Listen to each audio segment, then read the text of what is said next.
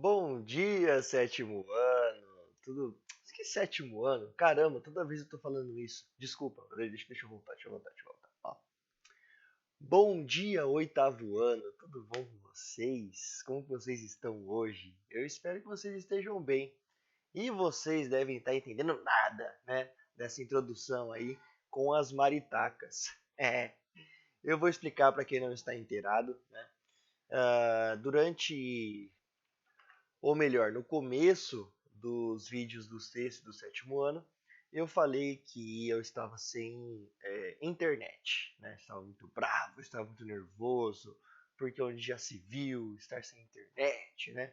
Então, o que aconteceu, na verdade, né? O problema não era em lugar algum fora da minha casa, a não ser que no forro, né, existem alguns buraquinhos, né, entre a laje e o telhado, e maritacas entraram lá e acabaram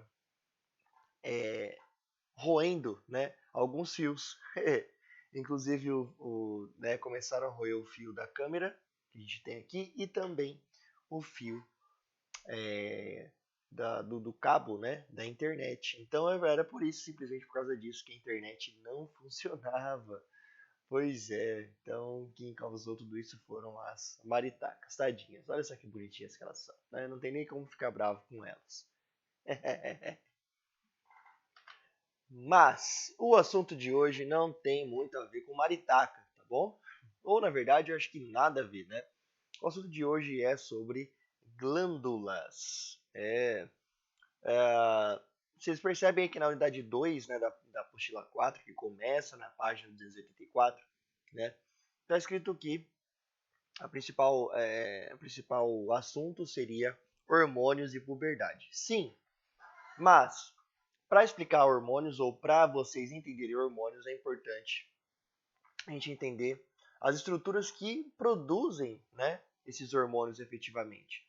E algumas glândulas são capazes de fazer isso. Por que algumas? Porque existem diferentes tipos de glândulas. Nós vamos ver que temos três tipos de glândula. E apenas uma delas, né, um desses tipos, produz os hormônios, né? E temos vários tipos aí várias glândulas no nosso corpo realizando diferentes funções. Vou falar cada uma delas aí na aula de hoje. Mas primeiro eu vou explicar o conceito de glândula, o que é uma glândula efetivamente, né? O que uma glândula tem que ter para ser considerada uma, tá bom? Vou usar aí uns esqueminhas muito legais, muito interessantes da nossa apostila. Esse que eu vou usar agora está na página 285 da apostila 4, claro. Ó, essa disposição dos quadros ficou um pouco diferente, ficou bom assim. Eu do lado esquerdo, maiorzão, né? Então, seguinte, olha aí do lado, nós temos aí um esqueminha que tenta explicar mais ou menos aí como que seria o funcionamento de uma glândula. Na verdade, né, o funcionamento de uma glândula que secreta hormônio, tá? Que produz ou secreta hormônio. Basicamente, gente, uma glândula que produz hormônio, que é uma glândula exócrina, tá? Ela vai produzir as substâncias e essas substâncias vão atuar em regiões do corpo diferentes das quais foram produzidas, como está escrito aqui. Então, o hormônio é produzido em algum lugar do corpo, só que ele age em outro lugar, em outro órgão, tá? Por exemplo, nós temos uma glândula aqui no cérebro chamada glândula hipófise.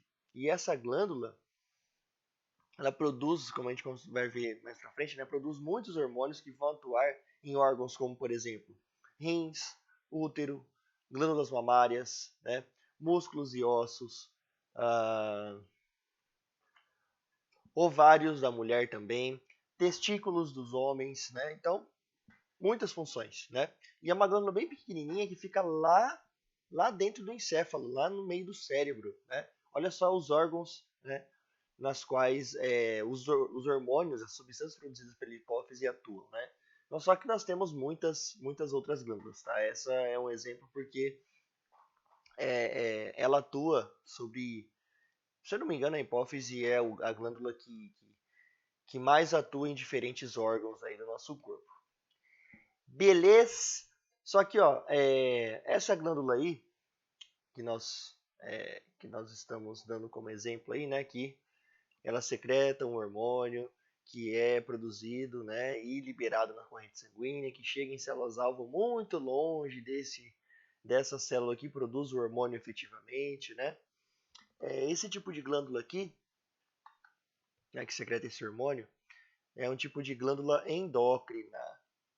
Então, quando vocês vão ver algum hormônio, né, ver, por exemplo, como que tá a taxa hormonal de vocês e tudo, vocês vão no médico, né? E esse médico que trata disso é o endocrinologista. Endocrinologista, tá certo. Endocrinologista, né? Deixa eu colocar aqui, ó. Endocrinologista, né?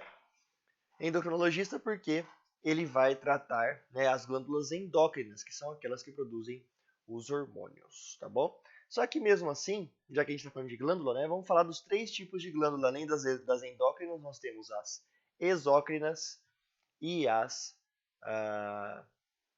mistas, ou também chamadas de anfícrinas. Calma que eu vou explicar o que é cada uma delas. Bom, este resumo que está na tela de vocês, eu comecei a fazer numa aula do 8º A. Só que o 8º A não vai ficar bravo se a gente usar também essa mesma lousa para ensinar o 8º B. Claro que não, né?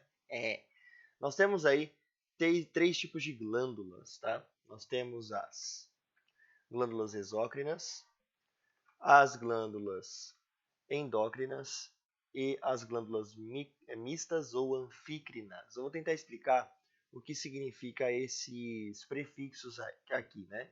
Exo, deu uma engasgada aqui. Exo, endo e anfi. Vou tentar explicar. É o seguinte, o termo exo quer dizer para fora, tá? Significa que essa glândula vai produzir substâncias que vai para fora de um tecido. Esse tecido pode ser a pele, pode ser a parede interna do intestino delgado, por exemplo, né? Pode ser o interior de um outro órgão do sistema digestório, pode acontecer também, né? Basicamente, essas glândulas vão estar ligadas a esses tecidos, né? Por exemplo, na pele nós temos as glândulas sebáceas ligadas aos pelos, né, que produzem o óleo ou o sebo que a gente sente na nossa pele, né? Aliás, estou bem oleoso, olha só. Nossa Senhora. Nós temos também as glândulas sudoríparas, que produzem o suor, né? Nós temos as glândulas lacrimais, que produzem as lágrimas, né? A gente tem um buraquinho aqui, ó, bem no comecinho do olho, né? Bem nessa parte mais interna do olho, que é o buraquinho da glândula lacrimal, né? Basicamente, ela tem um ducto, então, que libera essas substâncias na superfície desses tecidos, tá? O mais fácil de lembrar é a pele, né? Que nós temos a produção de lágrimas, de suor e de sebo, né? Pela pele. Nós temos as glândulas endócrinas que liberam essas substâncias. Primeiro, endo quer dizer dentro, interior, interno, né? As glândulas endócrinas, elas liberam substâncias na corrente sanguínea. Por que é interessante liberar esses hormônios na corrente sanguínea? Porque esses hormônios que são produzidos nas glândulas endócrinas vão poder percorrer, né, o nosso corpo inteiro, né, vão conseguir percorrer nosso corpo inteiro e chegar nas células-alvo, porque as células-alvo vão ter receptores para esses hormônios, e aí vai ser como se fosse uma instrução para essas células ou para esses órgãos, para eles funcionarem de tal maneira, né? Faça isso, faça aquilo, não faça isso, não faça aquilo. Reduza a intensidade, faça isso de forma mais intensa, né? Os hormônios eles vão atuar nessa mensagem, né, de como um órgão vai funcionar, né? Eu vou dar alguns exemplos, vocês vão entender isso daí de uma outra forma. Basicamente, os hormônios, não se esqueça, os hormônios são substâncias liberadas por glândulas endócrinas, tá? E essas glândulas endócrinas geralmente estão muito distantes, muito longe, enfim, muito distantes das células-alvo ou dos órgãos-alvo, tá bom? E nós temos glândulas que fazem as duas coisas, tá? No, no corpo humano nós temos a principal aí, que é o pâncreas. Eu vou até escrever aqui, ó. Dá um exemplo de glândula mista aí, o melhor exemplo de glândula mista é o pâncreas. Vou pegar esse aí, ó. Muito bem. Pâncreas. Por que o pâncreas? O pâncreas ele libera, né, enzimas digestivas, ou melhor, não são enzimas digestivas. Na verdade uma mistura, né, que vai facilitar a quebra de gordura no intestino delgado. Lembra que eu falei que uma glândula ela pode liberar aí substâncias, né? Uma glândula exócrina, ela pode liberar substâncias na superfície de um tecido. Então, esse tecido ele pode ser a parte, né, a parede interna do intestino delgado, por exemplo. A parte, então, exócrina, né, do pâncreas, já que ela era o 2, anfi quer dizer dois, tá? Tipo anfíbio, mora, né, vive em dois ambientes, né? Ambiente aquático e terrestre. Anfícrina é uma glândula que é duas coisas ao mesmo tempo, ela é endócrina e exócrina, né? E a parte exócrina do pâncreas é justamente a parte que produz suco pancreático, né? Pâncreas, suco pancreático. O que o suco pancreático vai fazer? O suco pancreático ele vai ter uma função muito importante, que é o auxílio, né? Na verdade, eu estava confundindo o suco pancreático com a bile, tá bom? Foi mal. O suco pancreático ele é sim formado por enzimas. O que são enzimas? Enzimas são substâncias que facilitam um processo químico, né? Fazendo com que ele fique mais rápido. A digestão no nosso corpo, que começa no estômago e também acontece no intestino delgado, principalmente no intestino delgado, tá? Essa reação de quebra é uma reação química, né? E ela é facilitada, ela é acelerada por enzimas que podem facilitar a quebra de proteínas, carboidratos e também gorduras, né? Os triglicerídeos principalmente. Bom,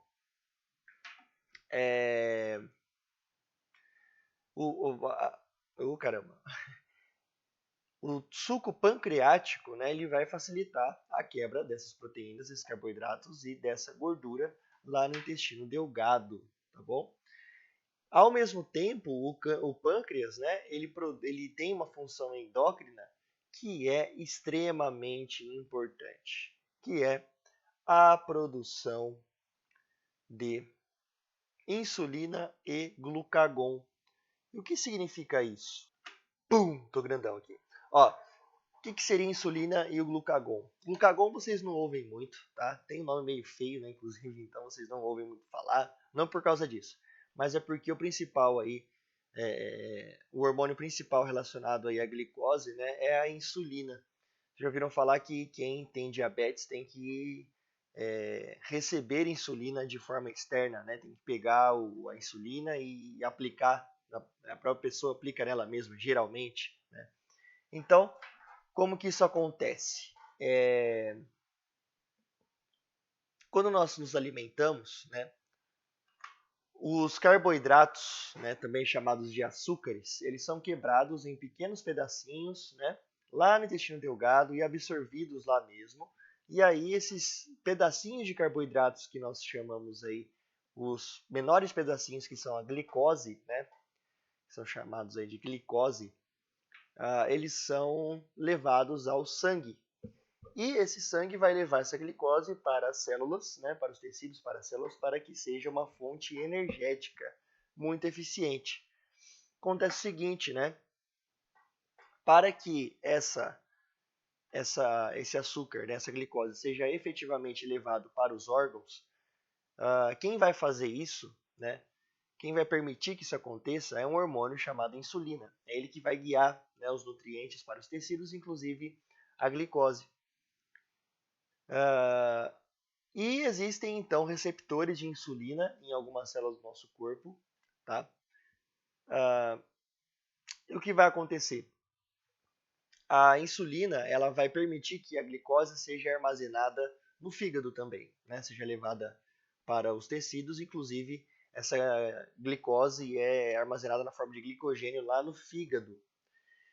E é o seguinte, né? Se a pessoa não produz insulina ou se o corpo dela tem resistência a esse hormônio chamado insulina, a glicose não sai do sangue e não vai para os tecidos, fica lá no sangue, né? Vai dar uma hiperglicemia, ou seja, vai ter muita insulina no sangue, né? Isso vai causar vários problemas. Problemas sérios no sistema imune, né? Problemas múltiplos nos órgãos também, isso daí pode acarretar, e qualquer órgão que você imaginar pode ter algum problema por conta da resistência à insulina ou a falta da insulina, né? Problemas na cicatrização também, a pessoa quando ela se machuca ela não sara, é inacreditável, assim. O corpo não consegue, né, não consegue se curar daquela ferida ou daquele machucado, por exemplo, né? Problema de obesidade, muitas vezes, né? Se a glicemia estiver muito alta, se tiver muito açúcar no sangue, né? A pessoa pode ter alucinação, ela começa a não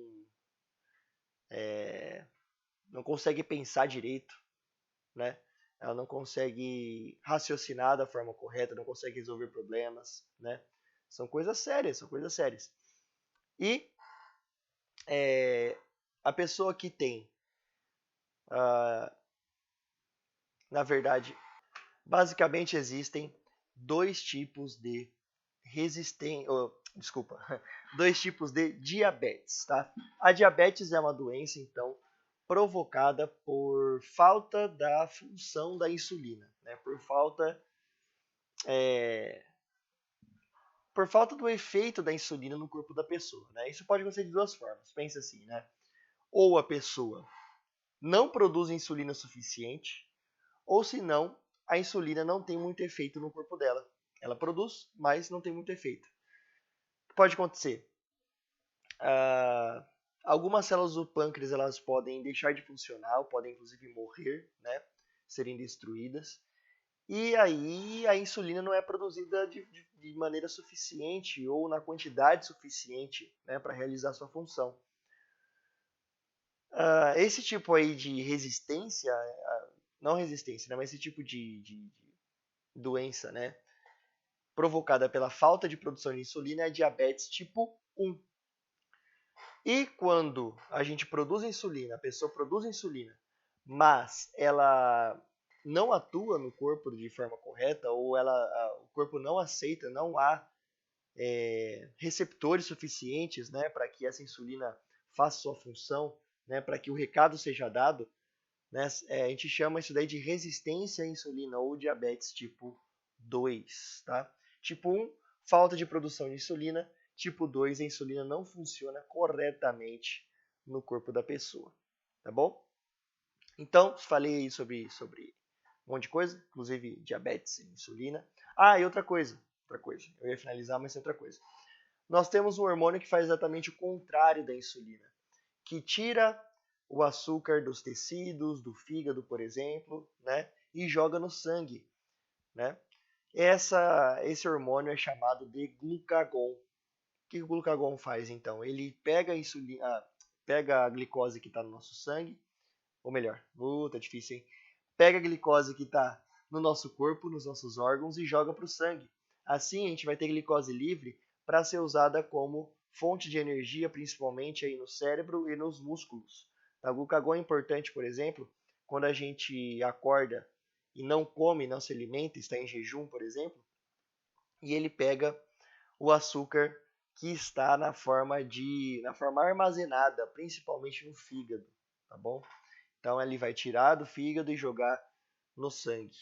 Porque a hipoglicemia também pode ser um problema, né? A falta de açúcar no sangue vai fazer com que a gente fique sonolento, né? A gente não tenha energia suficiente para fazer as coisas, a gente não tenha disposição, né? Isso pode acontecer. Então, o pâncreas faz duas coisas, né? Produz hormônios, como a insulina e o glucagon, que vão trabalhar com a glicose que está no sangue, e também vai produzir enzimas nessa parte endócrina, né? Parte de produção de hormônios endócrina. E a parte exócrina, que é a liberação de uma substância para fora de um tecido. Esse tecido é o interior do intestino delgado, né, que é o suco pancreático. É um misto, né, uma função, é uma mistura, né, de enzimas que vão quebrar carboidratos, proteínas e gordura lá nesse órgão chamado intestino delgado. Tá bom? Beleza? Então, só para recapitular, glândulas exócrinas são aquelas que liberam substâncias para fora de um tecido. Deixa eu escrever direitinho aqui, ó, para fora de um tecido. Beleza. Por exemplo, suor, oleosidade na pele, lágrimas, né?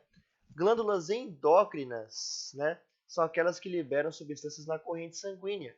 Nós temos inclusive ovários, testículos, né, a hipófise, que eu vou tratar sobre a hipófise ainda, né, nesse vídeo, né?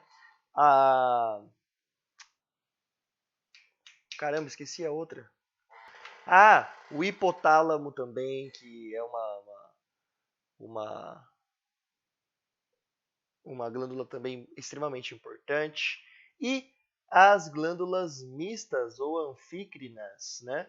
Ou na verdade uma só, glândula mista no caso do corpo humano, que seria o pâncreas, tá bom? Então são esses três tipos de glândulas que existem no nosso corpo. E agora eu vou falar finalmente da hipófise. E finalmente aí está a hipófise, né? Apesar da hipófise ter esse formato esquisito, parecendo um saco escrotal, né? Ela não é, tá bom? Ela é uma glândula, né? Em cima dela fica um conjunto um feixe de neurônios, né? De células nervosas, chamada hipotálamo também, que tem funções hormonais, que a gente vai falar também sobre ele, essa parte aqui de cima. E a hipófise em si, né? Ela fica lá no meio do cérebro, tá? E é o seguinte, ela tem duas partes, né? Vocês percebem que tem uma bolinha que fica do lado esquerdo e outro lado direito. A do lado esquerdo é a hipófise anterior. E essa do lado direito é a hipófise posterior, tá? Bom, primeiramente, a hipófise posterior, ela vai atuar em órgãos como rins, no caso da mulher, o útero, e no caso dos dois, até mesmo no homem, né, a glândula mamária. Né? Nós, pessoas do sexo masculino, nós temos glândulas mamárias também, só que elas são geralmente inativas. Mas pode causar alguns problemas, tá bom? Elas podem inchar, em alguns casos, caso haja uma produção de um hormônio chamado prolactina e oxitocina. E muitas pessoas têm a tal da ginecomastia, né? Ginecomastia é como se fosse um aumento, né, no volume das glândulas mamárias, né? E geralmente quando isso acontece com os meninos, muitas vezes na adolescência, né? Pode voltar ao que era antes, né? Mas se essa ginecomastia continuar na idade adulta, né, geralmente se faz uma cirurgia para retirar essa glândula mamária. Tá? Às vezes é necessário que isso aconteça. Bom, então a primeira parte da hipófise, que é a hipófise posterior, atua nos rins, no útero e na glândula mamária. Nas glândulas mamárias, melhor dizendo, né? No caso dos rins, nós temos o hormônio antidiurético, que é o ADH, a gente vai falar um pouco sobre ele, né? E a oxitocina, que atua no útero e na glândula mamária. No caso dos ovários, nós temos o hormônio folículo estimulante, que é o FSH, e o hormônio luteinizante, que é o LH. Também vou falar um pouquinho sobre eles. Esses dois hormônios também atuam nos testículos, produção de espermatozoides, tá? Nós temos também o GH, que é o Growth Hormone, que é o hormônio do crescimento, tá? Que vai atuar nos ossos e também nos músculos, tá bom? Quando você tem uma baixa produção de GH, né, hormônio do crescimento, na hipófise, pode acontecer uma condição chamada nanismo, tá? Ou baixa estatura, ou às vezes, em casos extremos, né, nanismo. A pessoa vira anã, né? A pessoa não cresce, ela fica anã. E também, na parte anterior da hipófise, nós temos a prolactina, que estimula a produção de leite leite pelas glândulas mamárias. Falei igual o paranaense, né? Leite pelas glândulas mamárias das mulheres. Tá bom? Então vamos falar um pouquinho sobre o hormônio do crescimento. Olha que interessante. Às vezes existe, né, uma hiperprodução desse GH, hormônio do crescimento. Como, por exemplo, esse cara aqui que por muito tempo segurou o recorde mundial de altura. Né? Ele tinha 2,40 m, coisa assim. Viveu aí na década de 30, se não me engano, 20, 30. E nós temos também um caso muito comum aí, que é o nanismo, né? Que é a baixa produção desse hormônio, né? Desse GH. Opa, peraí que eu estou na frente. Aí, produção desse GH. Então, deixa eu ver se eu tenho mais alguma coisa para falar sobre isso, né? Excesso de GH, gigantismo e falta de GH, nanismo, né? Deixa eu pensar. Não, basicamente é isso mesmo, né? Ah, sim. Esse GH, gente, a gente produz a vida inteira, tá? A gente produz também na fase adulta. Só que a função desse GH na fase adulta é de como eu posso dizer? É de controlar, né? A Deixa eu pensar antes de falar, né? Agora sim. Agora eu consertei, eu organizei as ideias. O GH produzido, né, pelas pessoas na fase adulta, ela tem função aí na regeneração dos ossos, tá? E também na recuperação, essa é a palavra, na recuperação dos músculos também, quando você faz atividades físicas muito extremas, né? E ajuda no fortalecimento dos ossos e no fortalecimento e aumento da massa muscular também, né? Então ele ajuda sim no ganho de massa muscular depois na fase adulta. Na adolescência também, obviamente, durante a vida inteira, mas também na fase adulta. Aí na fase adulta o GH não vai ter função de aumentar a estatura. Não. O GH ele vai ter uma função mais no tecido muscular, também no tecido ósseo, né? E quando, na verdade, a hipófise produz o GH, o hormônio do crescimento, né, na fase adulta? Quando a gente está dormindo. E por isso que é importante, principalmente para pessoas que estão na adolescência, como por exemplo vocês, dormirem bem, né, de 6 a 8 horas por dia e de forma consistente, vocês realmente dormirem pesado por bastante tempo, né, que é o sono profundo, sono REM.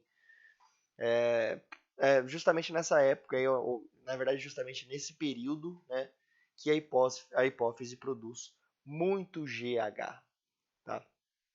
Então pode acontecer um certo comprometimento aí no aumento da estatura de vocês, né, na altura de vocês, ou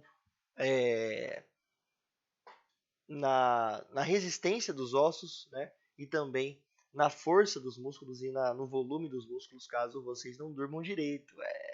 Não durmam muito horas suficientes, né?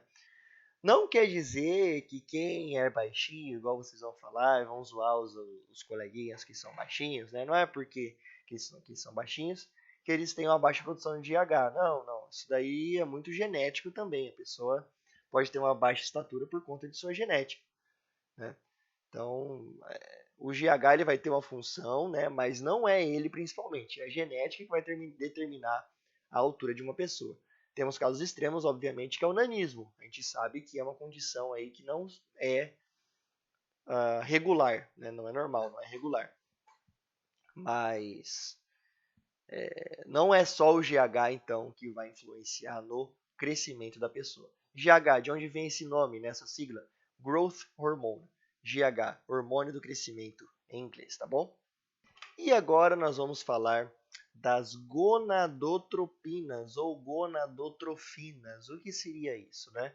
São esses dois hormônios aqui, ó, LH e FSH. Vocês percebem que o FSH e o LH, tanto faz a ordem, né?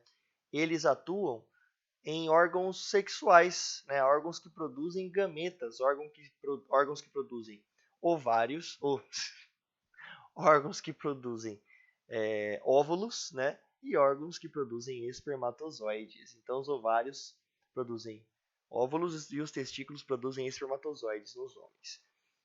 Então, essa produção ela vai ser guiada pelos hormônios FSH e LH. Eu vou explicar a função de cada um deles aí nesses dois órgãos, tá bom? Basicamente, pronto, esse resumex vai ajudar demais, demais, demais. Então, ó, basicamente, o LH nos testículos, no homem, tá, vai estimular a produção de testosterona, que é o hormônio sexual masculino, que vai dar as características masculinas na pessoa conforme o tempo passa, né? A voz diferenciada, a voz mais grave, né? A produção de pelos pelo corpo, a barba, por exemplo, né? O desenvolvimento muscular também, né? O desenvolvimento da genitália masculina também, produção de espermatozoides, enfim. Todas as características secundárias masculinas, né, vão ser determinadas pela testosterona, né? Uma das funções da testosterona é essa. Enquanto que o FSH vai estimular a produção de espermatozoides lá no testículo. Já nos ovários, né, no caso da mulher, o LH ele vai estimular a liberação do óvulo, né, que é a ovulação. Sem LH não existe ovulação. O óvulo não sai do ovário e chega até o útero, né, através das trompas, não tem ovulação. E o FSH, que é o hormônio folículo estimulante, estimula a maturação do folículo, né, estimula o folículo, tá? O nome já diz, né? O que seria o folículo? O folículo ele é o óvulo primordial, mais ou menos isso. É o óvulo antes dele estar maduro, vamos pensar dessa forma. Eu dei um zoom bem grande e essa imagem não ficou muito legal, mas dá para ver mais ou menos aqui, né? Nós temos aqui uma bolinha bem pequenininha, né? Que ela vai crescendo, crescendo, crescendo, até que esse folículo, né, ele fica grande, essa bolinha fica grande, e aí ele derrama alguma coisa aqui, alguma coisa sai dele, né? O que sai? Sai o óvulo daqui de dentro, né? O folículo seria como se fosse uma capa protetora desse óvulo que está sendo produzido, né? E esse óvulo sai e fica o resto dessa capa que a gente chama de corpo lúteo, tá? O corpo lúteo. Então, o FSH vai permitir a produção, ou melhor dizendo, né, a maturação desse folículo que tem o óvulo que está sendo aí desenvolvido dentro dele, tá bom? Então, são essas as funções do LH e do FSH, tá? Em diferentes situações, né? No caso dos homens, pessoas do sexo masculino, e no caso dos ovários aí para pessoas do sexo feminino, tá bom? Então falamos aí sobre muita coisa, né? A gente falou sobre os tipos de glândulas que existem no nosso corpo, demos uma ênfase nas glândulas endócrinas, ou seja, aquelas que produzem hormônios, né, no nosso corpo, e começamos a falar sobre a hipófise. E da hipófise nós falamos de 3 hormônios, né? Nós falamos do GH, que é o hormônio do crescimento, o LH, que é o hormônio luteinizante, e o FSH, que é o hormônio folículo estimulante. Esses dois últimos, LH e FSH, são chamados de gonadotropinas, ou seja, são hormônios que atuam em órgãos reprodutivos, né? No caso, os testículos e os ovários. Tá? Por isso que a gente chama de gonadotropina, porque as gônadas são os órgãos que produzem gametas, são os órgãos que produzem células sexuais, tá bom? Eu espero muito que eu não tenha falado grego com vocês, que vocês tenham realmente entendido o que eu quis dizer, o que eu quis explicar para vocês. E vou ficando por aqui, tá? Esse assunto a gente vai discutir bastante ainda nas aulas 1. Eu espero que vocês tenham gostado. Fiquem em paz e a gente se vê numa próxima. Falou, valeu!